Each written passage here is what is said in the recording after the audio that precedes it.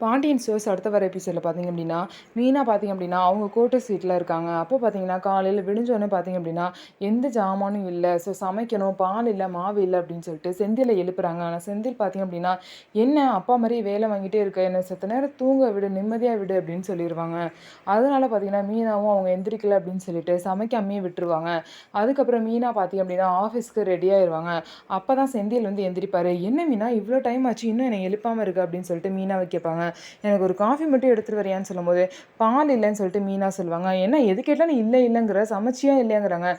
எப்படி சமைக்க முடியும்? எந்த ஜாமானும் இல்லாம எப்படி சமைக்க முடியும்? உங்கள எழுப்புனா நீங்களும் எந்திரிக்க மாட்றீங்க. அப்புறம் எப்படி சமைக்கிறது? அப்படின்னு சொல்லிட்டு மீனா வந்து கேட்பாங்க.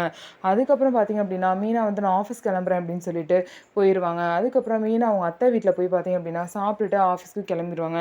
தினம் தினம் பார்த்தீங்க அப்படின்னா, இந்த மாரி செந்தில் வந்து சாப்பாட்டுக்கும் எதுவுமே இல்லாம கஷ்டப்பட்டுட்டு இருக்காரு. மீனாவும் பார்த்தீங்க அப்படின்னா, சமைச்சு குடுக்க மாட்றாங்க. இதனாலேயே சீக்கிரம் நம்ம வீட்டுக்கே போயிருவோம் அப்படின்னு சொல்லிட்டு செந்தில் கண்டிப்பா மீனாவை கூட்டிட்டு அவங்க வீட்டுக்கு போக தான் போறாங்க. ஸோ என்ன நடக்குதுன்னு சொல்லிட்டு வெயிட் பண்ணி பார்க்கலாம். நம்ம வீடியோ உங்களுக்கு பிடிச்சிருந்தா நம்ம வீடியோவை லைக் பண்ணிக்கோங்க. மறக்காம நம்மளோட சேனலை சப்ஸ்கிரைப் பண்ணிட்டு பாருங்க.